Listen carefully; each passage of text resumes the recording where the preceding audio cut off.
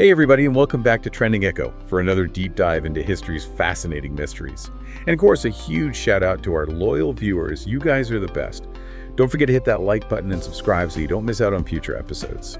Today we're diving into the reign of King Louis XIII of France. But there's a twist. We're also going to be tackling one of history's most enduring enigmas, the man in the iron mask. We've got some Wikipedia articles to help guide our deep dive today, so let's jump right in. Sounds good to me. All right, so Louis XIII. This guy was the son of Henry I and Marie de Medici. And get this, his father, Henry I, was actually the first Bourbon king of France. That's got to be a pretty big deal, right? Oh, it was massive. Henry I ended decades of religious turmoil and started to rebuild the French state. So when he was assassinated, and Louis XIII took the throne at just 9 years old, those were some seriously big shoes to fill. 9 years old? That's insane. I can't even imagine the pressure. Yeah. Oh, and it gets even crazier. The English ambassador at the time actually described Louis as having a speech impediment and a double row of teeth. It kind of makes you realize that behind all the royal pomp and circumstance, he was just a kid dealing with some pretty heavy stuff. Yeah, that's true. That definitely humanizes him. So with Louis being so young, his mom, Marie de Medici, stepped in as regent. But it sounds like she wasn't exactly winning any Parent of the Year awards. I guess not. She was a pro at playing court politics. But it caused a lot of resentment, especially because she favored her Italian advisors. So that's when young Louis decided to take matters into his own hands. You could say that. He exiled his own mother, and even had her favorite advisor, Concino Concini, executed. This was a major turning point in his reign. It showed that he was willing to use force to consolidate his power. Wow, talk about a power move. But even after taking control, Louis still relied heavily on ministers, particularly Charles d'Albert, and later Cardinal Richelieu. Why do you think that was? That's a good question. Well, Louis was known for being quite reserved, and maybe even a bit insecure, so maybe he felt more comfortable having these strong personalities handle the day-to-day business of ruling. But he was also smart enough to choose advisors who were both capable and ambitious, which ensured that his vision for France was carried out. So it wasn't just weakness, but a calculated strategy. Yeah, exactly. That's interesting. Now let's talk about some of the key events that happened during his reign. One that stands out is the establishment of the Académie Française. What was its significance? Oh, the Académie Française was huge for French culture. It played a vital role in standardizing the French language, and it's still seen as a very prestigious institution today.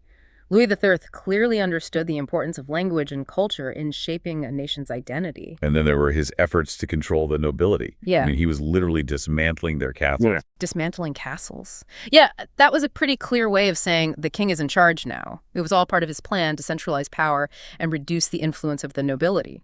He wanted to end the days of feudal power struggles and establish a strong, unified monarchy. He definitely wasn't messing around. But of course, he also had to deal with external threats, like the Huguenots and the Habsburgs. Europe was a pretty chaotic place back then. It absolutely was. The Huguenots, who were French Protestants, represented a challenge to Louis's vision of a unified Catholic France, and the conflict with the Habsburgs, who were the sprawling, powerful dynasty, kept France constantly on edge and entangled in wars. So you've got this king who's dealing with a difficult childhood, power struggles, religious tensions, and international conflicts. And it's in this environment that the mystery of the man in the iron mask emerges. That's a perfect segue. So tell us, what do we know about this mysterious figure? Well, the man in the iron mask was an unidentified prisoner who was held captive during the reign of Louis XIV, Louis XIII's son. And this wasn't just any imprisonment. We're talking extreme secrecy. He was kept masked for over 3 decades, moved between prisons, and his true identity was never officially revealed. It's like something straight out of a spy thriller. It really is, and the secrecy is exactly what makes it so intriguing.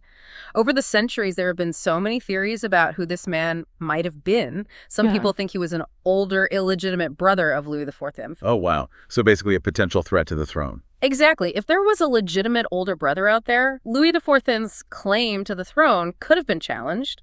But wouldn't that have been a huge risk? I mean, wouldn't someone have spilled the beans? You'd think so, right? But then again, if it was kept quiet enough. Right, and that's what makes this whole thing so fascinating. Then there's the theory that the masked man was actually Louis XIV's twin brother. Can you imagine the drama if that were true? A secret twin. Now that's the story I'd want to hear. Okay, so I've got a secret brother and a secret twin. What other theories are out there? Well, some historians believe the prisoner was a disgraced French general. Perhaps someone who knew sensitive military secrets. That would make sense. If he knew something that could damage the crown, keeping him silent and hidden would be a top priority. Exactly. And then there's the theory that he was an Italian diplomat who double-crossed the French. Maybe his imprisonment needed to be kept secret to avoid a diplomatic crisis. So keeping things hush-hush to prevent an international incident seems plausible. Are there any more contenders for the man in the iron mask's true identity? There's one more that stands out. Eustache Dodger de Cavoy. This guy was a real wild card, involved in brawl scandals, maybe even linked to the affair of the poisons. Sounds like he was living life on the edge. So the theory is that he was imprisoned to prevent further scandals that might embarrass the French court. Precisely. It's like they wanted to sweep him under the rug and pretend he never existed. But here's the thing. Despite all these intriguing theories, the evidence is pretty scarce. Historians have looked at all sorts of records, including letters from Saint-Marc, the prisoner's jailer, but they don't give us a definitive answer. So we have first-hand accounts, but they're still vague about his identity. Come on, history. Give us a break. I know, right? And to add another layer of mystery, the prisoner's death certificate lists his name as Marchioli. Marchioli. Doesn't ring a bell? Does that give us any clues? Some believe it points to Ercole Antonio Mattioli, that Italian diplomat we talked about earlier. But even that theory has holes, and then there's the fact that some records refer to him as only a valet. Only a valet. Hold on, if this guy was so important that they had to keep him masked for decades, why would they call him a valet? That's the million-dollar question. Maybe it was a deliberate attempt to downplay his significance to make him seem less important than he really was. So we're basically left with a big historical puzzle. Pretty much. Even with all the research and speculation, the man in the iron mask's true identity remains a mystery. It's kind of amazing that we're still talking about this centuries later. Yeah. What do you think it is about this mystery that continues to capture our imaginations? I think it's the fact that there's no easy answer. It forces us to think critically, to question what we think we know, and to grapple with the complexities of history. And sometimes those unanswered questions are the ones that keep us coming back for more. But before we get too caught up in the mystery of the Iron Mask, let's shift our focus back to Louis XIII. After all, it was his reign that set the stage for this enigma to unfold. Good point. So we've talked about Louis XIII's personality, his struggles with power, and some of the key events of his reign. What's the big takeaway for our listeners? What can we learn from his story? Yeah, I think what fascinates me most about Louis XIII is how his personality and experiences shaped his decisions as king. He was thrust into power at such a young age, surrounded by scheming courtiers, and facing constant threats, both inside and outside France.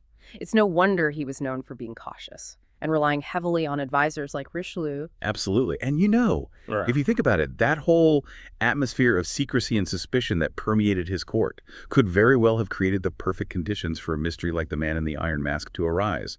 We may never know the true identity of that masked prisoner, but the fact that such a secret could be kept for so long really speaks volumes about the power dynamics of Louis XIII's era. It really makes you wonder, what other secrets might be hidden in the annals of history? Right. But I think the biggest takeaway for me is that history is so much more than just names and dates.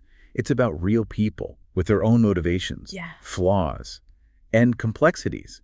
And those human elements are what make history truly come alive. Well said. And if we connect this back to the bigger picture, I think the stories of Louis XIII and the Man in the Iron Mask remind us that history is a tapestry woven with ambition, secrecy, and the very human flaws and complexities of the individuals who shaped our world. I love that analogy. It perfectly captures the idea that history is a story with many layers, and sometimes those layers are full of mystery and intrigue. And for anyone who wants to delve deeper into these stories, the Wikipedia articles on Louis XIII and the Man in the Iron Mask are great places to start. They're full of fascinating details that we couldn't even cover today. And speaking of exploring further, we'd love to hear from you. What other historical mysteries or figures pique your interest? Let us know in the comments what you'd like us to explore next. We're always so grateful for your support and engagement. It means the world to us. And hey, don't forget to share this video with your fellow history buffs. Hit that like button.